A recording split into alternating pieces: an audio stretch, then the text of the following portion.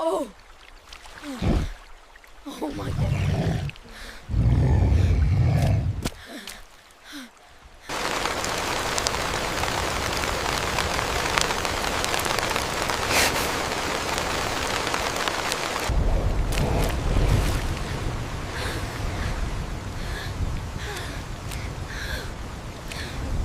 What if I told you that a giant creature once saved a boy's life and then vanished as if it never existed?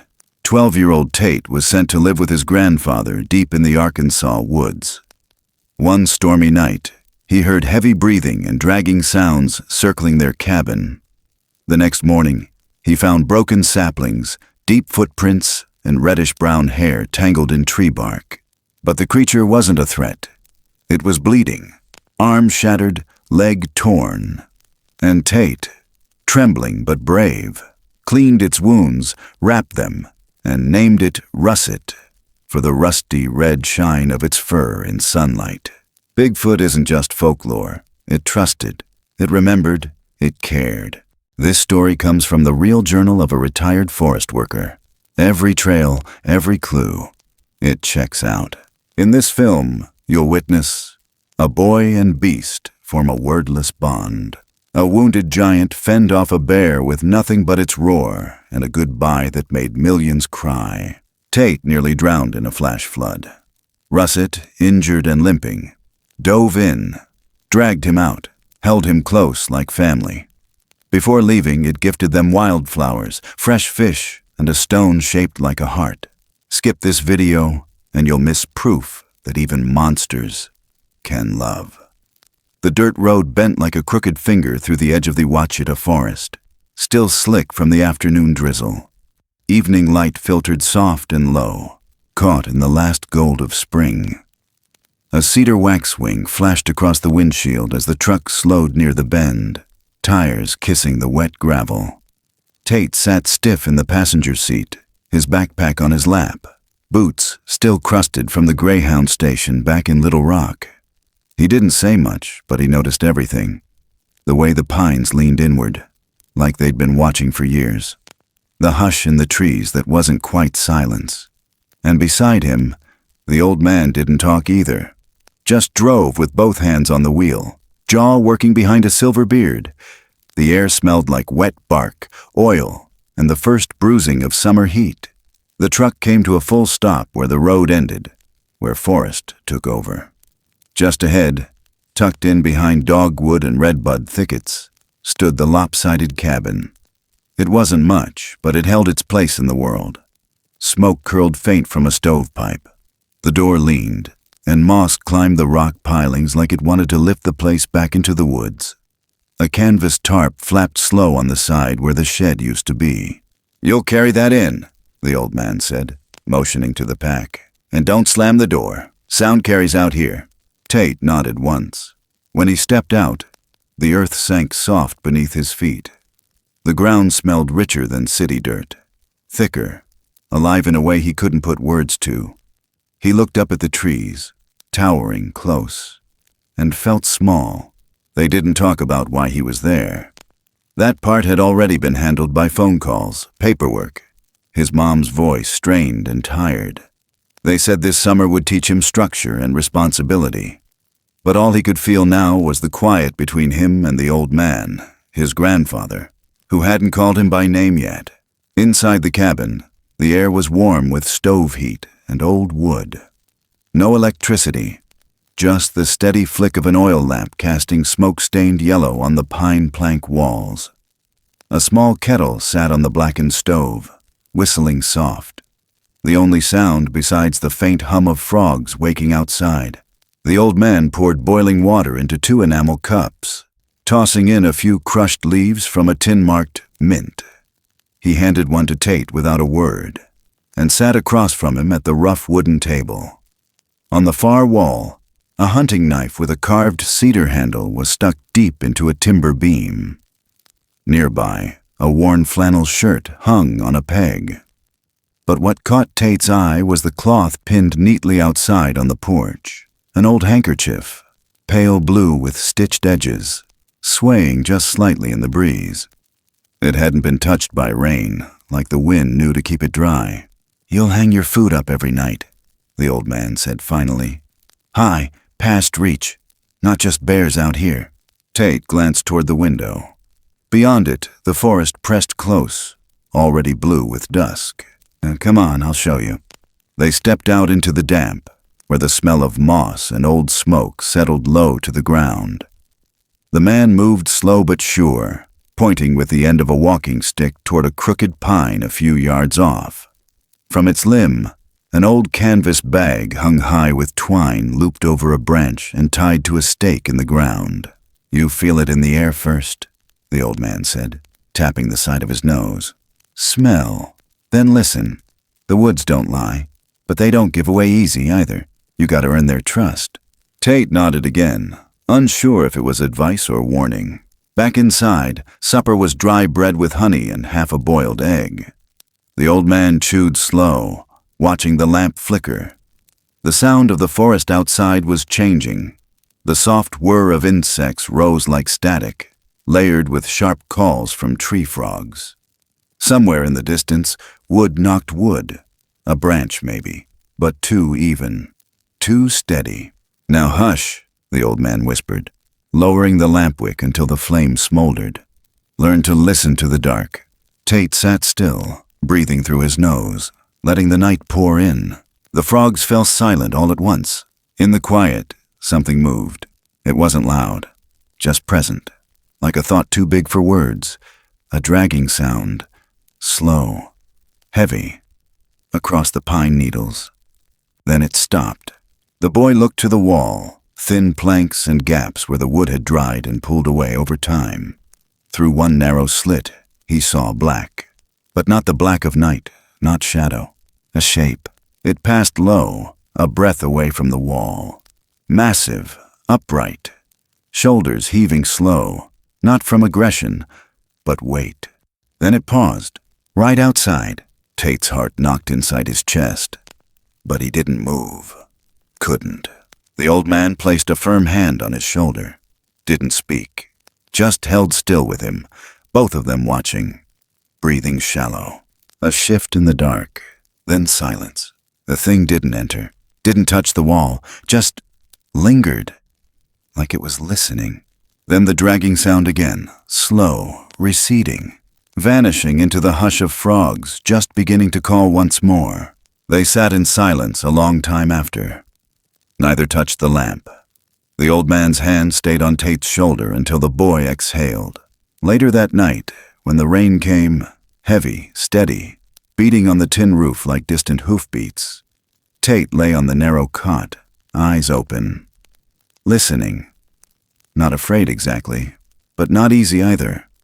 The kind of listening that opened something in him he hadn't used before. A space between fear and awe. He didn't know why, but he didn't want to close his eyes. Not yet. On the porch, the handkerchief danced again. The breeze didn't smell like rain anymore. It smelled like cedar, like wet fur, like something watching from just beyond the line of light. Tate rolled to his side, pulled the rough wool blanket up to his chin. The frogs sang louder. The roof creaked in rhythm, and somewhere in that long stretch of night, he thought he heard breath again. Not his own, not the old man's. Something bigger, something burdened, but kind. The morning after, the rain came quiet, soaked in the kind of stillness that made even birds hold their breath. The trees wore the storm like a second skin, each leaf beaded with dew, each branch bowed under the weight of what the sky had poured down the night before. Light filtered through in pale shafts, slanting across the forest floor in loose patterns. The air smelled like wet bark and earth torn open. The path that led from the cabin into the woods had turned soft, sinking under each step. It didn't feel like walking, it felt like being received. Tate moved behind his grandfather, careful not to talk. Not because anyone had told him to be quiet, but because something in the trees asked it. Their boots left shallow prints in the damp soil, but ahead, something else had passed through before them. Something heavier, something slower. The old man stopped just past the split pine, leaned down, and rested one hand against the darkened earth. "Watch your feet," he murmured, voice low but even. "This ain't just runoff. Look close." Tate crouched beside him. Where the trail curved into the thinner birches, the ground dipped into a shallow trough. It was deeper than his boot tread, wider too. The edges of the impression weren't sharp. Whatever made it had dragged part of itself forward. Not clean steps, more like a burden being pulled. A little ways up the trail, a young sapling had been snapped clean across, not torn or chewed, but broken right at shoulder height. The inside of the break was pale, wet, raw. The boy looked at it, then looked back at the tracks. He didn't say anything. "Too high for a deer. No teeth marks, no claw rips," the old man said, already pulling a small leather notebook from the side pocket of his coat. "A person'd need both hands and a good lean to do that much damage." Tate watched the man crouch again, pressing his fingers into the dirt beside the imprint. Then he took a pencil from behind his ear and made a few slow strokes across the page. The boy stepped past the track, scanning the brush line where the light broke against a thicket of huckleberry and briar.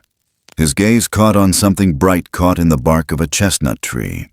It wasn't the shape that struck him first, but the color, red-brown, like dried rust. No longer than his finger, and caught at an odd angle between two strips of peeling bark. He moved toward it without thinking, hand outstretched. "Don't pull it," the old man said from behind him.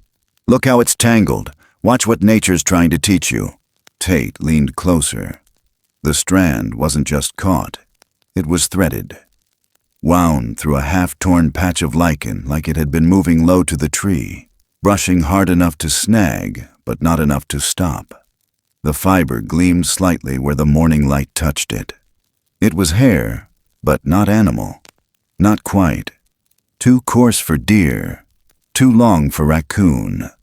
Not curled like bear. It shimmered at the edge of auburn, but not a color he'd seen on any forest creature. He backed away, just a step. His grandfather joined him, following the line of sight. "There's more than one way to read a forest," he said. "Sight's the least trustworthy. What's the best?"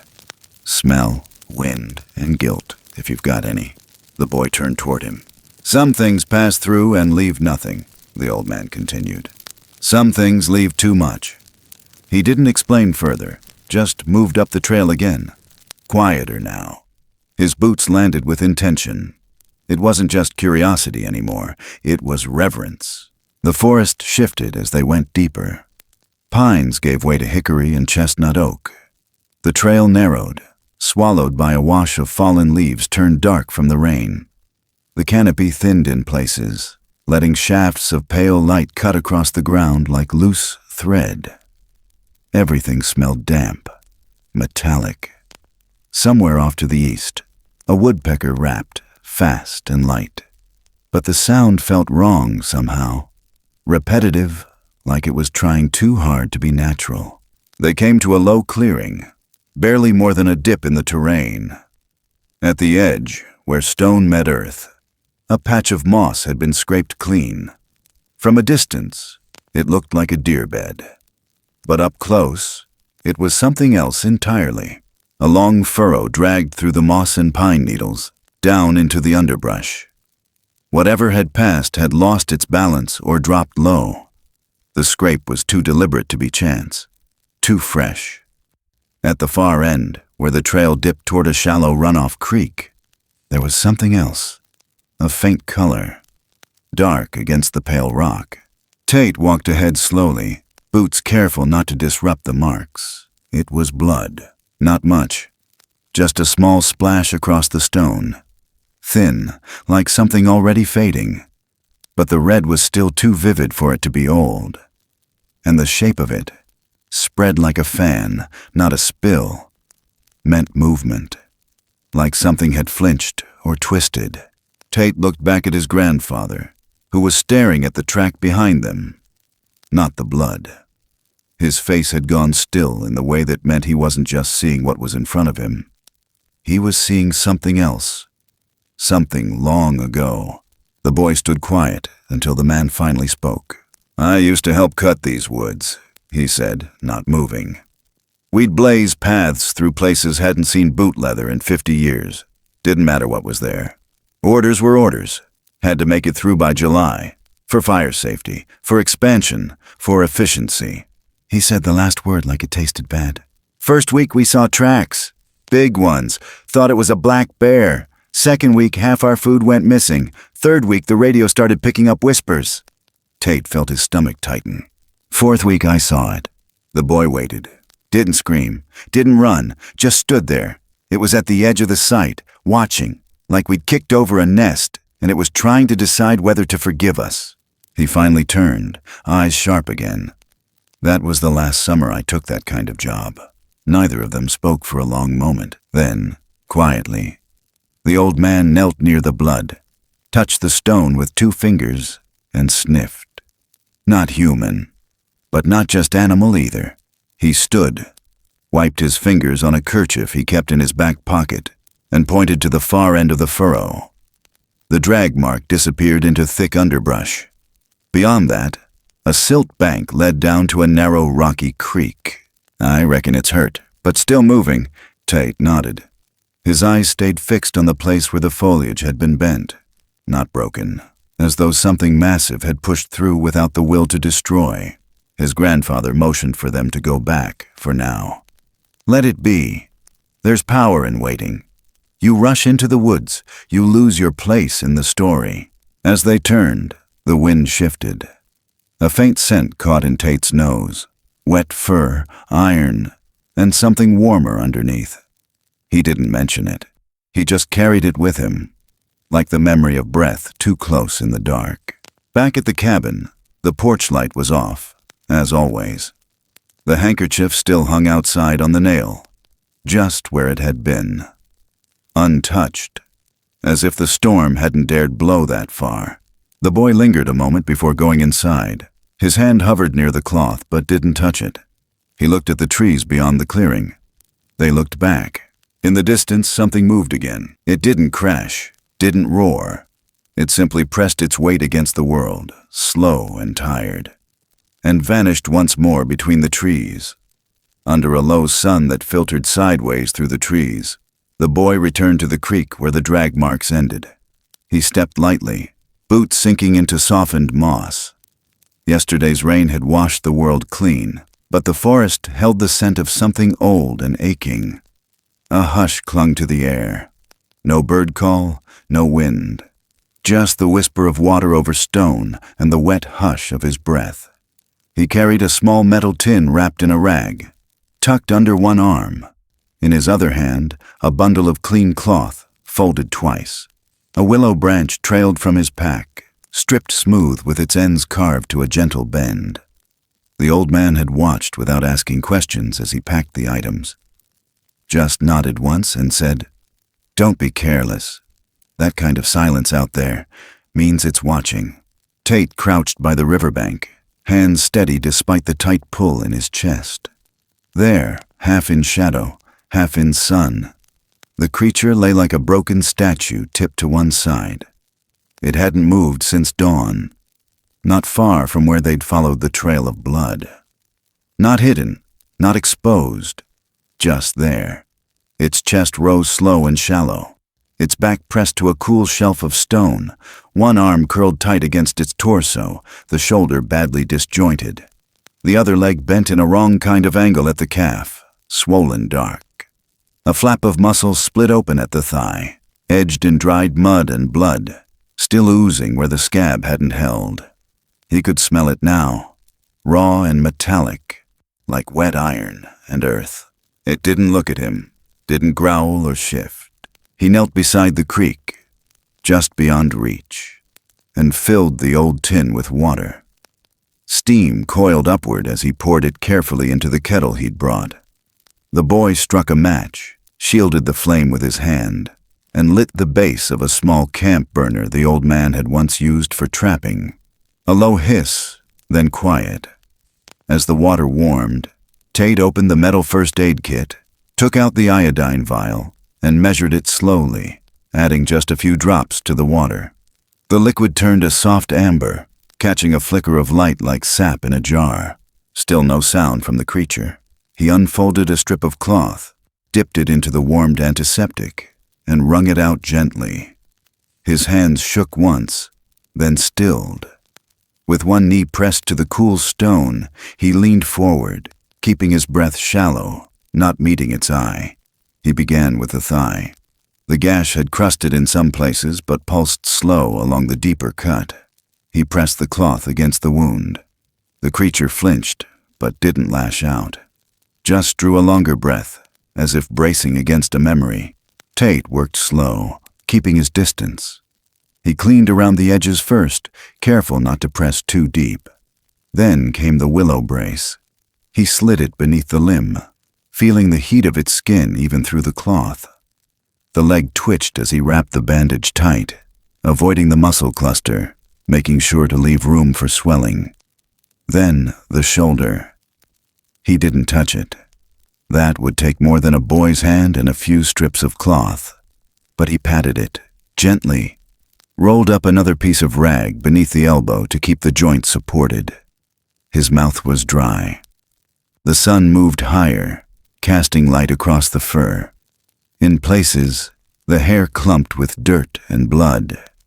But there was color beneath the grime, russet, like the red clay after rain, or a fox's back in sunlight. The name came to him like breath. Russet. He didn't say it aloud, just thought it, held it. He stepped back, wiping his hands on the hem of his shirt. Then he opened the small cloth bundle he'd carried in his pack. Inside, 2 hard-boiled eggs, still warm from the stove, a piece of catfish wrapped in waxed paper, and a tin lid filled with clean water. He placed them all down, careful to leave them exactly 1 arm's length away.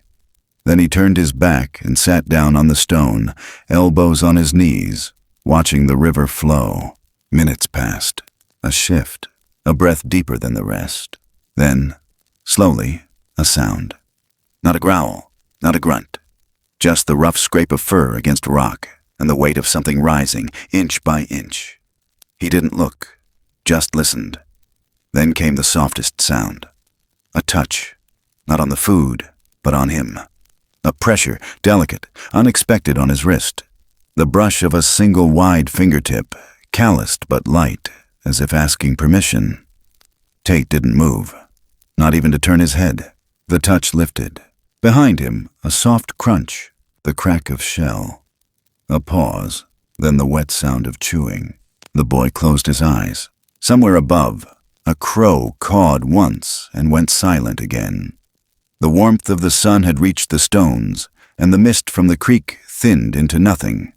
The world narrowed to breath, to trust not yet named, to a creature eating not because it had to, but because it had accepted what was offered. Not begged, not stolen. Accepted. He opened his eyes again only when the sound stopped. The food was gone, the water only half drunk. And across from him, the creature lay back, arms still folded across its ribs, but its head tilted now, watching. Tate's fingers brushed the dirt near his knee. "Russet," he whispered. The head lifted a fraction. Not much, but enough. That night he returned to the cabin without a word. The old man sat by the fire, sharpening a blade in slow, even strokes. He looked up once, then back down. "You keep your distance?" "I did." "Did it eat?" "Yes." "Did it follow?" "No." "Good." The fire crackled. Tate stood at the window a long time, eyes searching the trees beyond. The wind had picked up. Leaves rustled in low warning. But the quiet was different now. Not hollow, not afraid. He turned from the window, and as he did, the first roll of thunder sounded low from beyond the ridge. Slow and distant. A reminder that summer storms came in waves, never done after just one. The rain would come again. And this time, he would be ready. He would return, and he knew somehow that it would be waiting. Under the dull sky of a late afternoon, the light fell flat and gray across the clearing beside the cabin. It wasn't cold, not yet, but the breeze carried the kind of heaviness that came before rain. Everything was still damp from yesterday's storm, and the soil on the flat patch of earth near the tree line had darkened into a rich, black sponginess. That was where Tate stood now, sleeves rolled to the elbows, dragging a length of canvas across the ground, while the old man pounded in the last stake with the back of his hand axe. The boy's boots left smudged half-prints behind him, and his face was flushed with the kind of quiet effort that didn't want to be seen. His eyes drifted, again and again, toward the woods where Russet had disappeared hours ago. They hadn't spoken of it. Not really. The encounter, the food, the bandages. But that morning, when the boy had returned from the creek, the old man handed him a coil of rope and a square of canvas without looking up and said, "If it's gonna stay near, it needs cover." That was all. No questions, no lectures, just shared motion. The stakes were old, carved from cedar poles stripped bare and smoothed by hand. The canvas smelled like motor oil and dust, and had once covered a chicken coop. Now it would serve as a lean-to, open on one side, angled to catch runoff and block wind from the north. The boy cinched the knots tight around the posts, then stepped back and squinted at the shape of it, ugly but solid. The old man stood with hands on his hips, nodding slowly.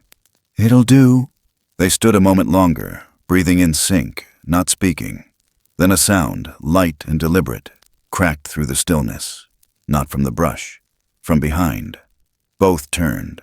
Russet had come back, not walking upright like before, but low, half-crouched, one arm bracing the earth as it moved slow across the edge of the clearing. It didn't limp the same way now. The shoulder was still cradled close, but the leg seemed stronger. Tate caught a flash of pale yellow at the wound, clean and crusted, healing. His chest loosened at the sight.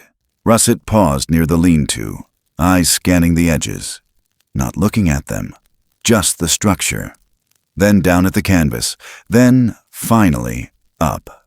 The boy took a cautious step forward, holding out his hand, not toward it, but toward the structure, as if to say, "This is for you." Russet didn't move at first. Then, slowly, it lowered onto its haunches just beneath the slant of the tarp. Not inside, not fully, just enough to test its place. Shoulders brushed canvas. The old man said nothing. He didn't even flinch. Just shifted his stance and stepped back, giving the space its shape. That evening, Tate brought food again. Trout this time, caught in the bend downstream. A boiled potato, still warm. Half an apple. He laid them out the same way as before, one arm's length away, then returned to sit by the side of the porch with the old man. They said nothing. The only sound was the creak of the pine boards beneath them and the soft scrape of claws against dirt as Russet picked up the fish first, eating slow, watching the boy's hands. Later, as the sky darkened into a pale bruise of lavender and gray, the old man pulled a block of cedar from a crate and sat cross-legged on the porch. His knife moved in soft rhythm, carving long, shallow strokes into the wood. Not fancy, just even, measured. It wasn't meant to be art, just motion, just sound. Across the clearing, beneath the tarp, Russet watched. The boy noticed it first, the way its eyes followed each motion of the blade. Not fearful, curious. It tilted its head when the stroke slowed, blinked when the old man tapped the edge of the knife against the block to clear shavings. And then, as if called by some invisible tether, it stood and moved to the edge of the clearing. It didn't come closer, but it bent low, one long arm stretching toward the soil, the other still wrapped across its ribs. From the dirt, it plucked something small and pale, a shard of stone. Tate squinted. No, more than a shard, a flake. Still sharp on one edge, dull on the other. Smooth on the side worn by water, but jagged across its split. Russet sat back and ran one thick finger along the sharper edge, then tapped it once, soft, against the ground. Then again. Not random. 3 taps, evenly spaced, then a pause, then 3 more. The rhythm wasn't identical to the old man's carving, but it mirrored something in it. The pulse, maybe. The breath between each mark. It wasn't mimicry. It was reply. The boy felt the hair on his arms rise. The old man's hand paused in mid-carve. He didn't speak, just nodded once and returned to his motion, slower now. Measured. The forest held its breath. For the rest of that evening, the 3 of them remained in place. The old man carving on the porch, the boy crouched near the edge of the clearing, and the creature beneath the lean-to, stone in hand, marking silent beats into the earth. Not speaking, not disturbing the dark, just letting something pass between them that didn't need words. Later, much later, after the fire had burned down to embers and the clouds moved in low and thick, Tate looked up and saw the old man standing again at the edge of the porch, arms crossed, face unreadable. The boy followed his gaze toward the ridge. Faint, barely a dot, but moving, light. Not lightning, too steady. A beam of white, cutting across the slope behind the tree line, bobbing with the motion of someone walking. The boy tensed, but the old man didn't reach for the rifle. Just watched it pass. No one said anything, and Russet didn't move. Not toward the trees, not deeper into the dark. It just sat beneath the tarp, quiet, still holding the stone. And the porch stayed lit, even if only by the ember glow and the old man's blade catching light one stroke at a time. Under the fading orange of late sun, the forest no longer looked like shelter. The air had weight now. Not the softness of mist or dew, but the thick, metallic scent of change. It pressed on the lungs and whispered underfoot. The boy felt it first, before the wind shifted, before the birds stopped. Just a silence too sudden, a space too empty, a path too clean. He paused near the bend in the trail, half a mile from the cabin, one hand on a cedar trunk. Behind him, the old man said nothing, only clicked off the radio he'd been trying to fix. The signal had come in jagged and full of static, then cut out altogether. The woods swallowed sound after that, then voices, human, 3 of them.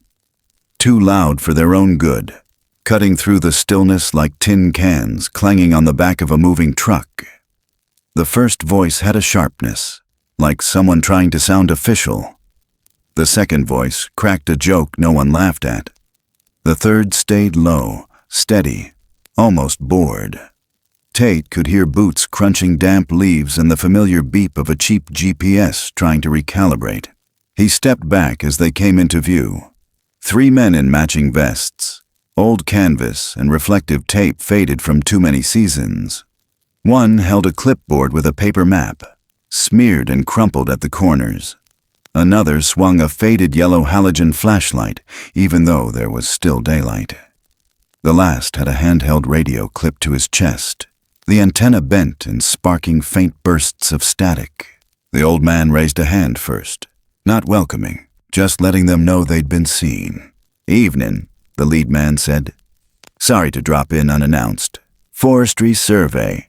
Planning a fire break along the ridge starting next week. Supposed to clear a corridor by the creek. Some kind of secondary line for containment if things go south this season." The boy looked toward the edge of the forest. The creek ran past there and beyond it, the lean-to. Russet. The man kept talking, tapping at the clipboard with the back of a pencil. "Old maps are no good. Half the trails have collapsed. We're looking for the cleanest path through the holler. They want it in before high summer." The old man's mouth stayed closed for a long beat. Then he nodded, slowly. "This land's changed since those maps were made. That's what they pay us to check," the third man said, without looking up. "Any wildlife activity we should know about?" the first asked. "Black bear, maybe. Lot of signs on the northern edge near the ravine." The old man let that settle. "Some signs," he said. "Anyone else living out this way? Off-grid folks? We're required to notify."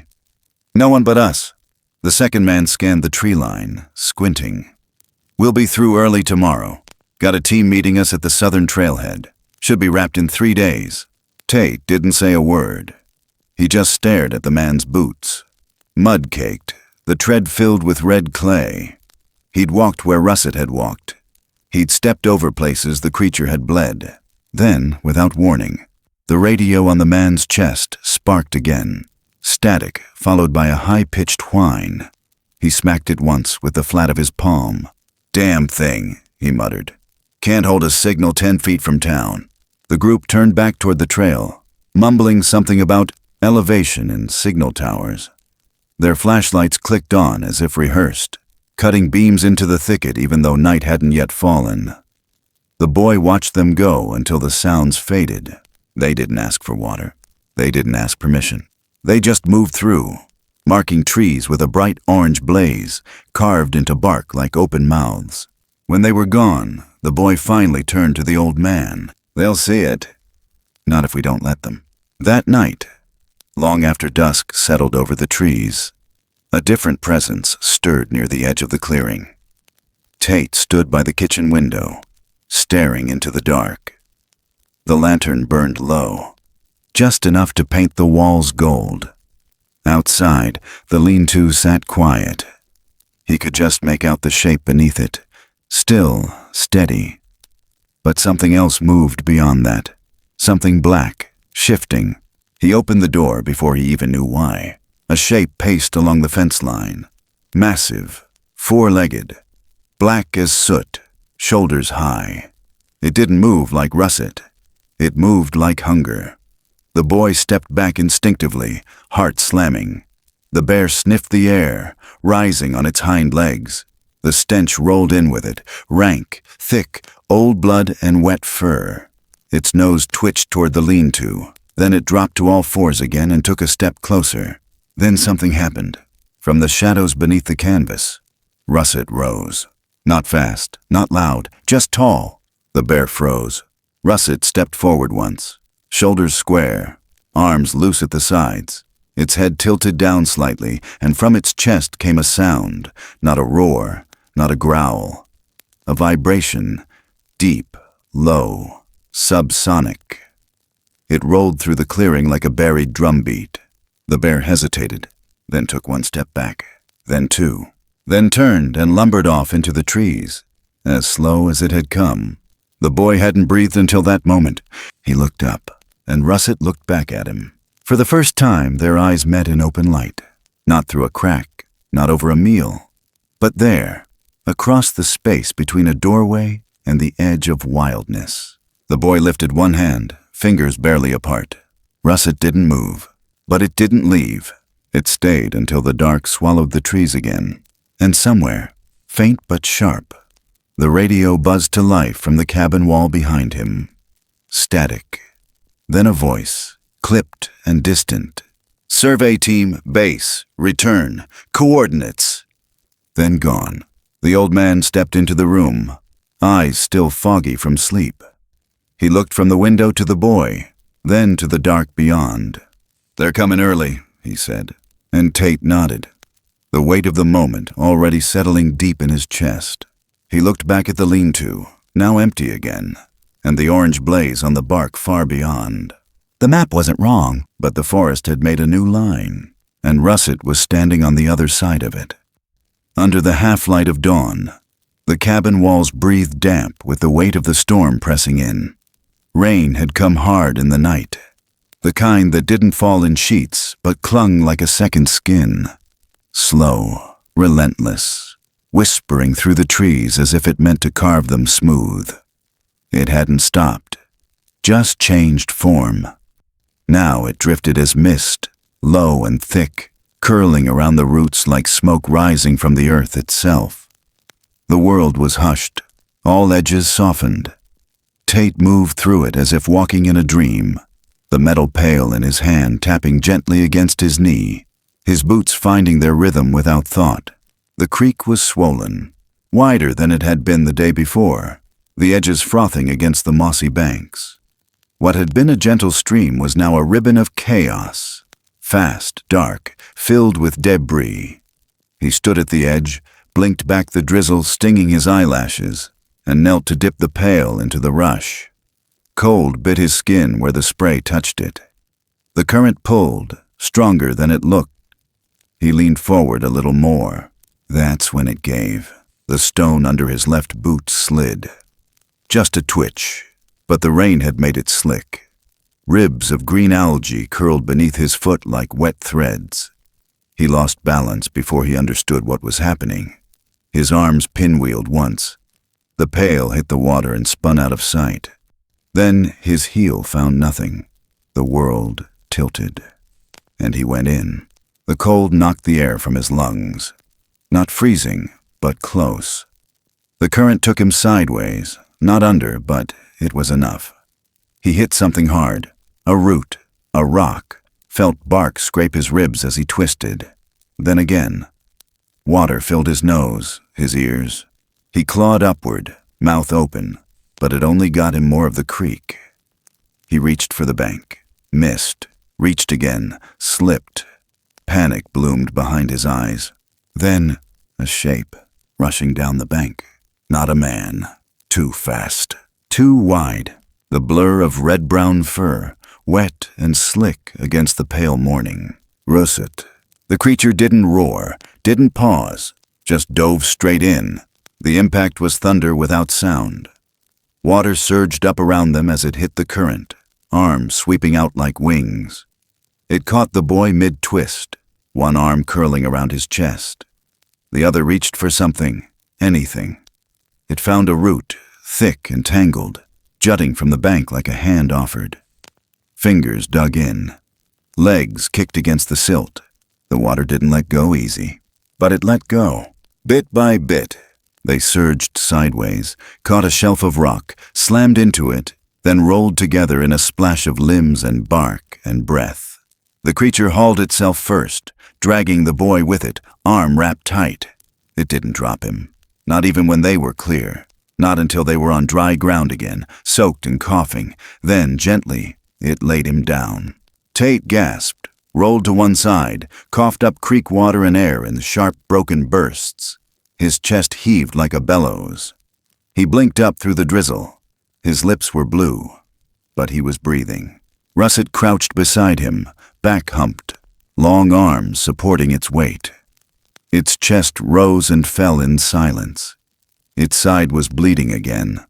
Fresh lines where the motion had torn open what hadn't fully healed. The leg that had been splinted now sagged slightly, bandage soaked and slipping. Mud coated its arms. Then the old man appeared, sprinting faster than Tate had ever seen him move. Bareheaded, jacket open, boots soaked to the ankle. He dropped to his knees beside the boy, shoved the wet hair from his face. "Breathe, Tate. Come on, son. Just breathe." The boy coughed again, then nodded weakly. He tried. The old man didn't wait. He tilted the boy forward, one hand behind his back, pressing into the diaphragm. More water, then a rasping inhale, then another. Tate leaned into him, arms shaking. The old man looked past him, looked at the figure kneeling a few feet away, hands still braced on the ground. Their eyes met. No words, just a long look, one of them breathing heavy, the other breathing quiet. Then the old man nodded once, and Russet lowered its head in return. By the time they made it back to the cabin, the rain had picked up again. A soft, steady drizzle, the kind that clung to windows and made the world feel far away. Tate sat near the fire wrapped in 2 blankets, shivering less now. Steam rose from his socks. The old man poured hot water into a tin cup and passed it over. He added honey. Said nothing. Outside, Russet hadn't left. The lean-to had collapsed under the weight of the weather, the canvas sagging sideways. But the creature sat nearby, not sheltering, just present. Mud streaked its side, the gash pulsing red beneath fur. The bandage was gone now.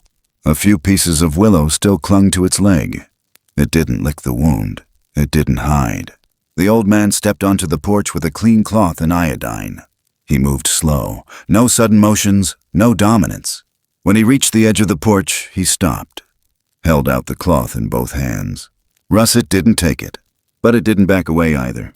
It looked down at the cloth, then back at him, and after a moment, it lowered itself, shifted its weight to the side, letting him see the wound. The old man knelt in the mud, said nothing. He worked by feel, not pressure. Cleaned the wound the way he once cleaned old farm injuries, quietly, steadily, without ego. Just a man patching what could be patched. Tate watched through the fogged window. He didn't blink. And he didn't move when Russet finally stood again, slow and towering, then turned and vanished into the trees without sound. Not fear, not retreat, just return. The boy sipped the warm drink. His hands still shook, but not from cold. And outside, the sky lightened, barely, but enough. The next morning came sharp and cloudless, the kind of dry heat that cracked old bark and lifted mist from the stones before it could settle. Light carved through the woods in slices, too bright for comfort, too early for ease. The firebreak crew wouldn't wait. Tate knew it. The old man had known it too, long before either of them stepped outside. By the time the boy filled the canteens, the old man had already packed the map, folded into a square so tight the creases looked permanent, and slung it into the breast pocket of his canvas jacket. His carving knife was tucked into its sheath beside the belt loop, worn smooth from decades.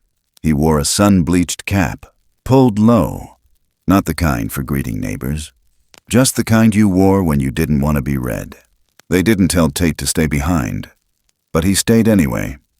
There was a rhythm to this part, and it didn't need him. He watched them disappear into the trees, boots crunching dry underbrush, one of them laughing too loud.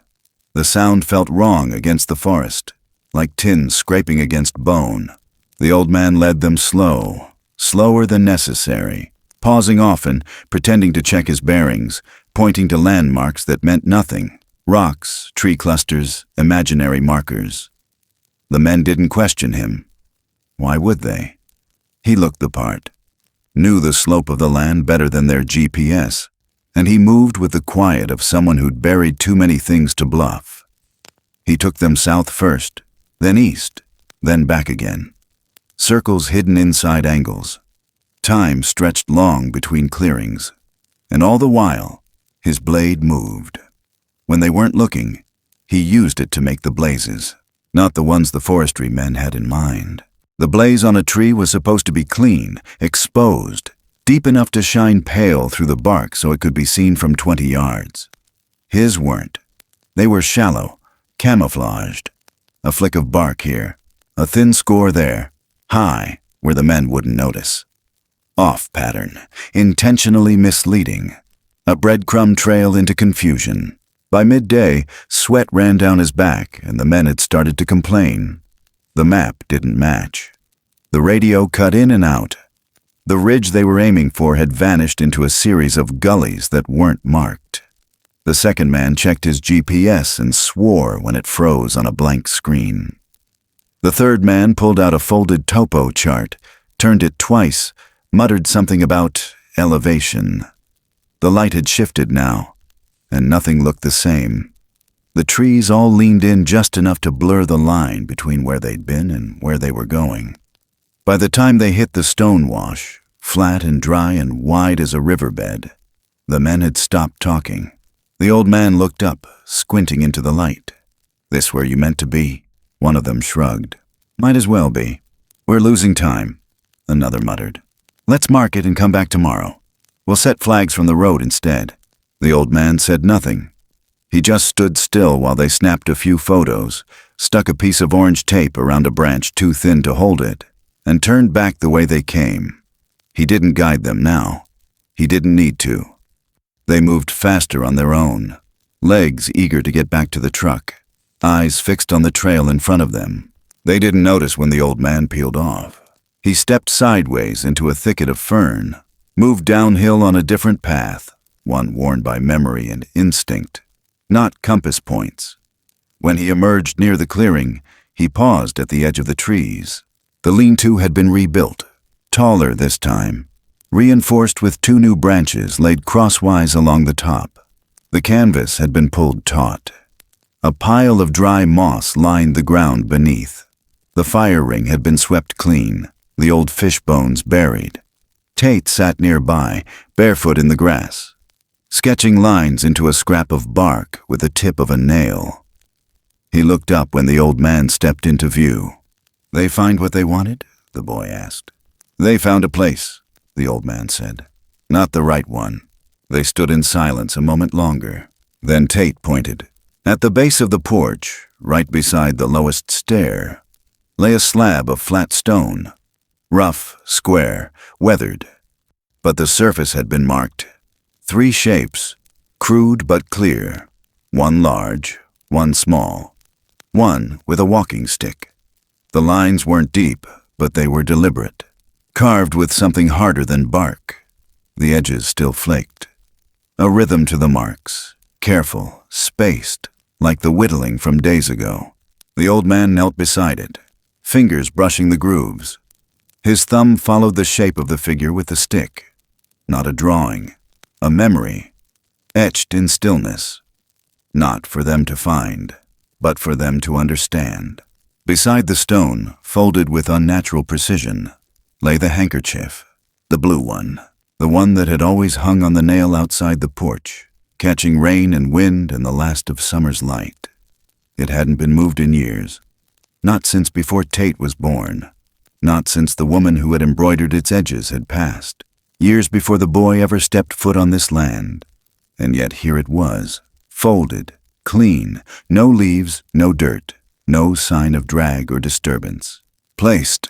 The old man reached toward it, but his hand hovered. Tate stepped beside him. "You think it remembers her?" The old man didn't answer. He couldn't. The silence said enough. Later that night, they sat by the fire. No stories, no music. Just the pop of resin in the logs and the hiss of sap turning to steam. The handkerchief now rested in the old man's lap, his hand laid flat across it like a memory made flesh. Tate sat with his sketch pressed between his knees. Across the clearing, beyond the lean-to, the trees rustled once, but nothing stepped out, not yet, and the fire burned low, casting long shadows across the stone. That night no one slept early, and no one dreamed small. The wind had changed again.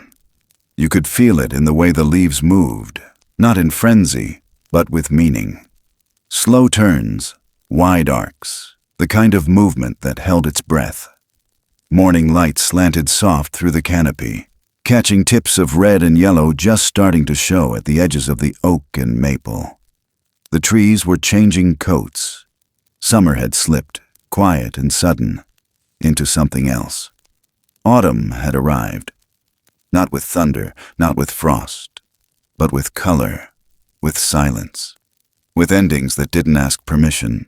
The cabin door creaked once on its hinges as Tate stepped out. Boots clean, backpack light, breath already fogging. He paused on the porch, fingers curled around the strap of the canvas bag, the other hand holding a small bundle. 2 trout wrapped in leaves and tied with a strip of willow bark. At his feet sat a round stone, not carved, not marked, but shaped by time alone into something close to a heart. Not perfect, just real. Beside him, the old man stood with a canteen and his old hat folded in his hands. He didn't wear it today, just held it. The porch boards creaked again, but only once, as if even the house knew not to interrupt. They didn't speak. No need. The space between them was full.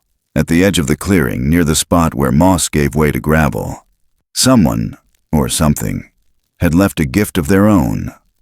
A tight bundle of wildflowers, stems still damp with dew, tied at the base with what looked like cedar bark, braided tight. The colors weren't bold. No daisies, no goldenrod. Just soft purple asters and pale white boneset, small petals pressed together like a secret. The boy reached for it with both hands. When he lifted the bouquet, 2 small fish were revealed beneath, laid head to tail in perfect mirror. He stared a long time, not at the fish, but at the care. Russet wasn't there, but its absence was not distance. It was respect.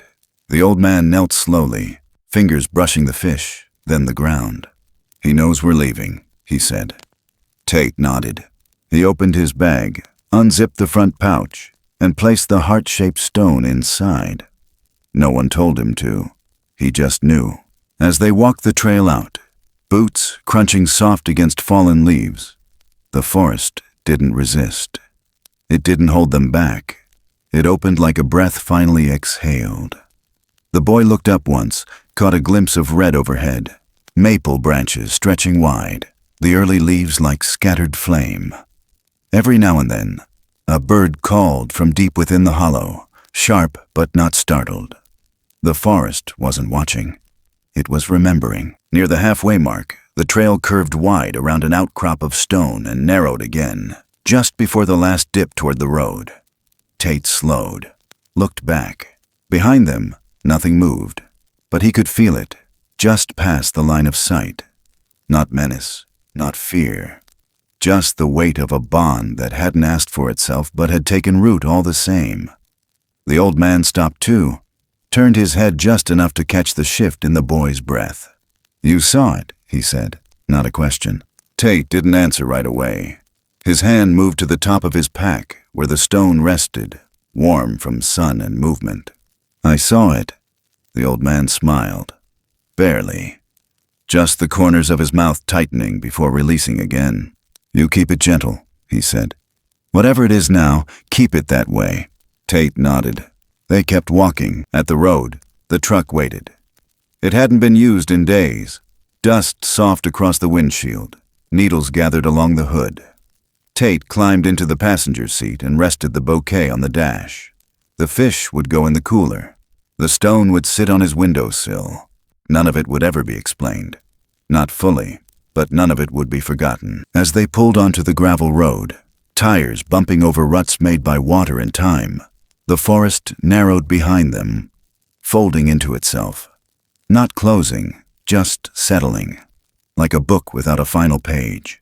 Through the mirror, Tate saw only trees, but he imagined the shape behind them, large, still, listening. And as the dust rose behind the truck, he thought, not of the fish, not of the blood, not even of the look in Russet's eyes, but of the way the air had smelled that last morning. Cold, but not empty. At the edge of the woods, something watched, and didn't follow. Because it knew, because it trusted, because the boy had come when it needed, and left without taking. The wheels hit asphalt, and the trees gave way to fields. The wind no longer carried cedar. The house ahead was one he hadn't seen in months, with walls that talked too loud, and lights that didn't know when to dim. But in his pocket, wrapped in a cloth that smelled faintly of iodine and river rock, was the stone. And every time he held it, he would remember how silence had weight, how trust had shape, and how something wild had once seen him, not as threat, not as prey, not as problem, but as boy, as hand, as echo. And when the nights grew quiet, and the wind pushed just right against his window, he would turn in bed and listen hard, not for footsteps, but for breath, still out there, still waiting, still keeping its word. Some stories don't end with a door closing or a goodbye whispered under breath. Some stories fold themselves gently into the folds of your life. Quiet, patient, waiting to be remembered when the world grows too loud.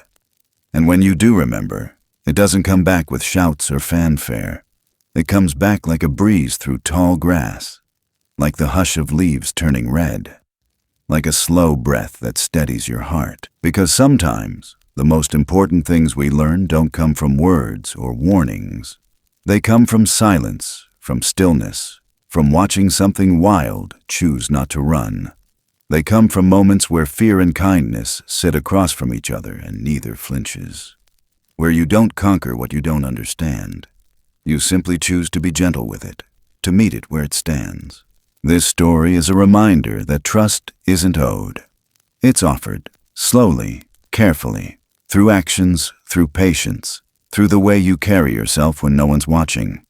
And compassion, real compassion, isn't something loud or proud. It's quiet, often unseen, It's in how you treat the hurt you don't fully understand. It's in how you leave things better than you found them, even if no one ever says thank you.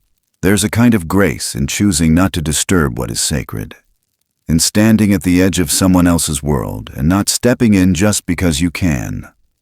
And when the time comes to part ways, maybe the kindest thing you can do is carry the memory with reverence, not as proof, but as presence, not as evidence, but as gratitude. In a world that often rushes to label, to capture, to control, this story whispers a different truth, that some things are meant to be witnessed, not owned. That healing doesn't always come from being fixed, but from being seen, from being allowed to be exactly what you are. And maybe, just maybe, we become more human not when we speak, but when we listen. Not when we ask what something can do for us, but when we ask what it needs to survive. If this story has touched something in you, some small part that remembers the feeling of being seen, of being held in silence, of choosing care over control, we'd love to hear your thoughts. Share your reflections in the comments below. If stories like this speak to you, if they remind you to slow down, to notice, to honor the world in its quiet forms, consider subscribing, following, or simply leaving a note to say you were here. Your presence matters. Thank you for listening.